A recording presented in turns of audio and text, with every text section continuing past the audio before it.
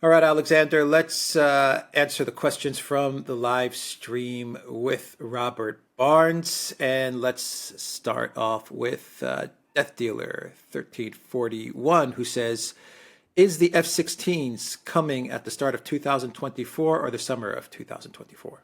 I think everybody agrees it'll be the summer of 2024. If they arrive before then, there won't be any pilots to fly them, because at the moment only 8 pilots are actually being trained to fly them, and that's nowhere near enough. Right. Brian Berner, thank you for that super chat. Paulie says, did you know that on everything you buy outside the EU, you have to pay 21% customs clearance cost since July 1st, 2021? A disgrace if you ask me. I didn't know, but it is a disgrace, and I'm sure you're right. It's an absolute disgrace, yeah. F-22 Daniel says, Ukraine destroyed 2 bombers deep inside of Russia using FPV drones launched by spies. Can you elaborate on that? Is that a big threat to the Russian Air Force? No, I don't think it is, and I'm not even sure it's true. If you're talking about the Ilyushin 76s at Pskov, then they did destroy 2 of those. They made the Estonians extremely angry. They're a neighbouring country, and there's a mystery about that. I wonder whether the saboteurs who carried out this attack, apparently from Russian territory, entered Russia via Estonia, because there's a question there. But if you're talking about the Ilyushin 76s, well, Russia has hundreds of those, and that's not even an issue. If you're talking about the Tupolev 22M3, of which we've seen pictures of it in flames and all that, I've been told by people who probably know that this was a fake, and there's been no real satellite photos that seem to confirm that kind of damage. Even if Ukraine has managed to knock out 1 or 2 Russian bombers, it's not going to make any difference. Jack Ridley, thank you for that awesome super sticker. Pasha Moyer says, not sure the Georgia case is like Caligula crossing the Rubicon. Really, it's more like Krusty the Clown crossing the Rubicon. I think you are unduly complacent about this. I think what both Robert and I would say is that when a case is brought, when it's gone past, a grand jury, when a prosecutor is backing it, when most of the media is backing it, even if the legal theory upon which it is based makes absolutely no sense whatsoever, then that is a very dangerous development indeed. Precisely because it makes no legal sense, that makes it still more dangerous. J.H. Scott says, thank you, gentlemen, as always. Glad to see Attorney Barnes back on the conversation with the Duran. Darlene says, do they really want Trump in jail, or is this more about further dividing and distressing the U.S. citizenry? Are they in reality fomenting chaos and rioting? Well, the latter might conceivably become a consequence of this. My own personal view is that the priority at the moment is to stop Trump running in the election. I know people push back on this. They say that the intention is to actually get him nominated as the Republican candidate. But I don't think so. I think that they want to stop him running the election. They're generally afraid that he might win. And I think that there also, there is a visceral loathing of Trump himself. And I'm afraid there are some people who want him in prison because they see him as a threat to the entire system. Marcos 588 says, I truly wonder what Marcus Tullius Cicero would have made of all this political vindictiveness in the U.S. It seems like the death throes of yet another elective government. Maybe is Biden today's Cataline? Well, indeed so. Well, of course, Cicero was a lawyer practicing in late Republican Rome. He fought to preserve the Republic. He did so in court. And of course, in his particular case, he saw the collapse of the Republic and he was killed. I mean, it was a pretty grim and terrible end that he had. And you mentioned Catiline and Cicero's role in the Catilinarian conspiracy, which was one of the conspiracies to overthrow the Republic. And of course, he made a famous speech during that case. He talked about, o tempora, o mores, what a terrible time we live in, how morality has collapsed. And, not so different from what we see today. Abel says presidential Argentinian candidate Javier Milei wants to dollarize the Argentinian economy. Is this a desperate move by the West to try and sabotage BRICS Plus and safeguard the U.S. hegemony? I will appreciate your inputs. It could be, but I think that it's also driven by internal Argentinian problems. I mean, Argentina is in deep crisis. Its inflation is, on hyperinflation levels. The currency has well and truly and properly collapsed. The country is in acute distress.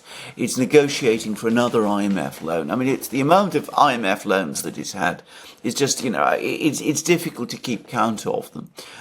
There's a massive structural problem of huge overspending and over-emission in Argentina.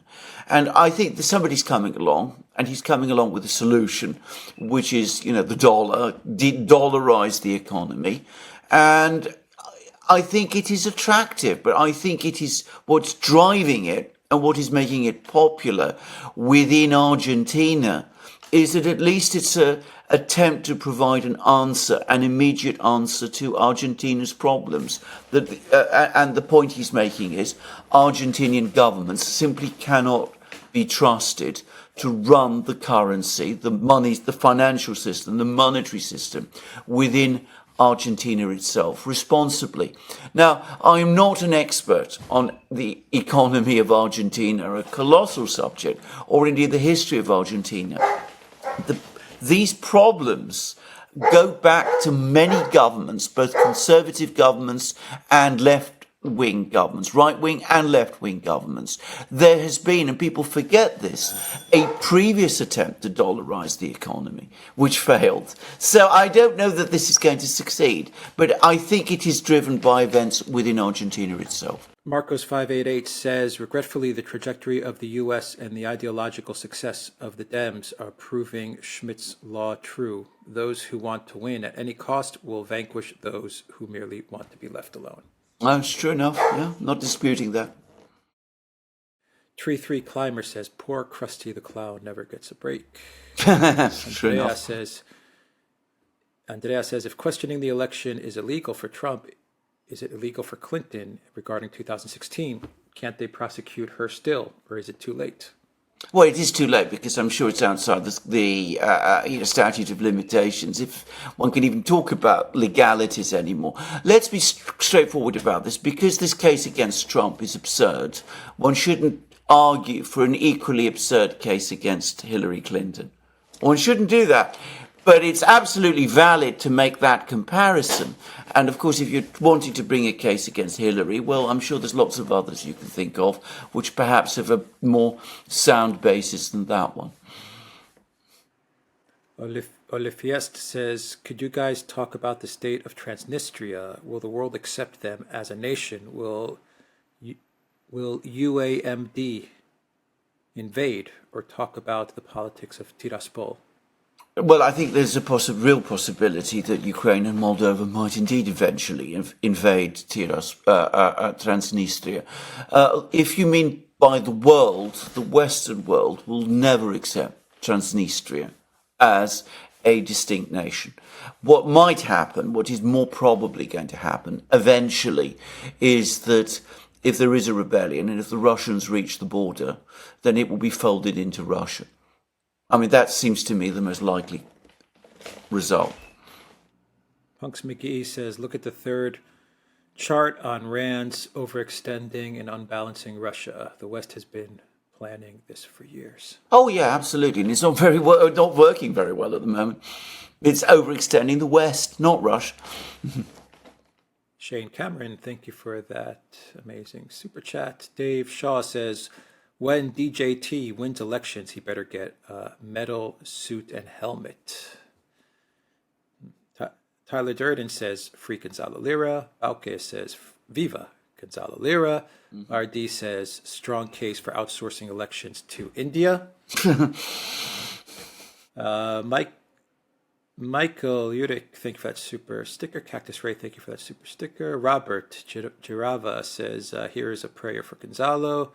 Joseph Jorgen, thank you for that super sticker. Elza says, a coup d'etat staged without the participation of the U.S. is illegitimate and against the rules-based world order. True enough, very well put.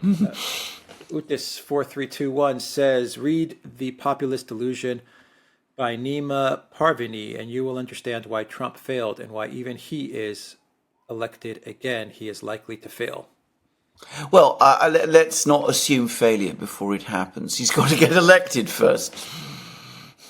Jason says, trusting the U.S. government is paramount to trusting your girlfriend who is on OnlyFans. Both are just proselytizing themselves. Well, I'm not going to say more. Joe Public says, is the Biden mafia ever likely to see the inside of a court of law? I wouldn't exclude it. I mean, obviously at the moment it doesn't look at all likely, but, you know, we're hearing talk about impeachment, and of course, who knows what might follow. OMG Puppy says, George Soros' theory of reflexivity, policy, and investment delusions often is a result of feedback loop, observing the results of your own actions.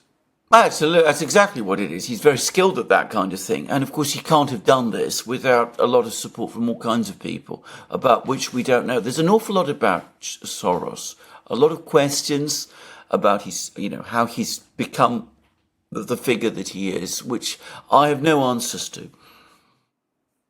KM says, did that California dandy ever say why he stopped prowling around Kavanaugh's house to kill him and turned himself into the U.S. Marshals? Well, I haven't heard the denouement of that story. Robert might have done, but I haven't. Chucks, thank you for that super sticker. Courtney Harlow says, I'm not religious, but it feels like an evil has seeped into our country, not just with the elections, but with coup and the general degradation of society. Well, I don't think you're wrong. I mean, we've been discussing often on the Duran that the situation in the United States is becoming dangerous, and that there are some very sinister people who are very close, who are right at the center of power, and that is very dangerous. Joy Larson says, please everyone pray for Russia and the U.S. too. And it's time you all know there is a God. Joe Public says, are American socialists aware that World War II NAZIs were also socialists? Well, they would dispute that they were socialists. Axel O says, can or would Trump say no to Biden's pardon if it were also to Hunter as a package deal? Can you turn down a pardon? I don't know the answer to that, actually. I would have thought not, by the way. Trevelyan Gale says, Robert Barnes, always a great guest. Love the crack pun. David, thank you for that super chat. David says, true MP is a greedy capitalist jackass, just like Reagan and Biden and Obama. Okay. So now what? Thank you for that super sticker. Sparky says, make Ukraine Russia again. Leave not a patch for a NATO playground. Yeah, I think you might get your hope, by the way. Sparky says, maybe I'm old, but it was all parents could do to keep their kids at home past the age of 16 in my day, no matter how bad the economy. Well, things are certainly different now. Paul C. says, thanks, guys. Enjoy the discussion. Sparky says, fun fact, Chris Rye and Sally Yates are significant players in the Old Boy Network, which controls justice and politics in Georgia. Oh, I didn't know that. Interesting. Thanks. Filipina TV Traveler, thank you for that super chat. Sparky says, Victoria Nuland must have gone to charm school with Debbie Wasserman Schultz. Life of Brian says, my bet for Barnes, RFK will lose and will proceed to out Bernie, trying to woo his moderates for Biden. This was the plan from the beginning. I don't think so, but we'll have to wait and see. Sparky says, build a better world with bricks. Sparky also says, Nigeria's Western puppet leader may not have enough control over their military to get them to invade Niger. Could be good news. Yes, I've heard that too, and it still hasn't happened. So let's keep our fingers crossed and hope it doesn't. CSK4J says, great summary. Life of Brian says, what will ultimately happen regarding Germany and the AfD and its followers? That is a very, very good question. I mean, I know that I've been in contact with people in Germany, and I should say that even many people who are passionately hostile to the AfD don't like the idea of having it banned. And we now see Olaf Scholz, appearing with an eye patch, which, to be frank, seems bizarre. That, I think, gives you a sense of that there's panic growing when political leaders put on stunts like that. I mean, that suggests that they're losing control of themselves. Tatiana Carmichael, thank you for that awesome super sticker. Pasha Moyer says, Robert, some in the chat are amazed that you are calling out specific U.S. leaders. Little do they know that you are downplaying how you actually feel. Yeah, true enough. Sparky says, to me, the ECOWAS leader sounded like he was bluffing at the behest of his neocolonial NATO masters about an imminent Niger invasion. You may be absolutely right. I mean, this is a difficult and dangerous situation because, of course, it's a dangerous bluff. But of course, if it is only a bluff, then frankly, better so. Tatone says, Alexander, let me explain the crime Trump committed. He is polling to win the 2024 presidential election outside of the margin of fraud. That is his one and only crime. Yeah, absolutely. I completely agree with that. That's what I said earlier. I think that this is all about stopping him becoming president again. Dakin's Echo says, you're the best freedom fighters in the world. Love your honesty. Keep up your good work. Thank you for that. And from locals, could you please ask Mr. Barnes if evidence entered into the official court record by Trump's defense could be used in the current J6 political prisoner trials? Yes, I can answer that question. Of course, it can. It can, and I think he also answered that. Hi, Alex. And Alex, I have a question for Robert. Why are the Democrats indicting Trump for the exact same thing Hillary did and was never charged for? And will this open the door now for her to be indicted? Yeah, I think, as I said, there's the statute of limitation issue that I've discussed. Secondly, she's not going to be indicted by this Justice Department. Let's be absolutely clear about this. Though, essentially, you're quite right. She did the same thing that Trump is being indicted for. But thirdly, let me repeat again, because there's a bad case against Trump. Let's not start bringing a bad case against Hillary. There's plenty of good cases you could probably bring against Hillary. Let's not use the law in the way that these people are misusing it. And Tweety Bear says, do DAs get to do whatever they want? Well, it seems so, because that's how it's increasingly looking to me.